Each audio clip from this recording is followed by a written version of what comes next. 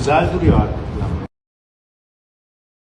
Herkese salam, kanalıma hoş geldiniz. Türkiye'nin tanınmış aktrisası Ebru Şahin'den yepyeni görüntüler geldi. Ebru Şahin birbirinden muhteşem görüntüleri sosyal medya hesabında sevenleriyle bölüştü.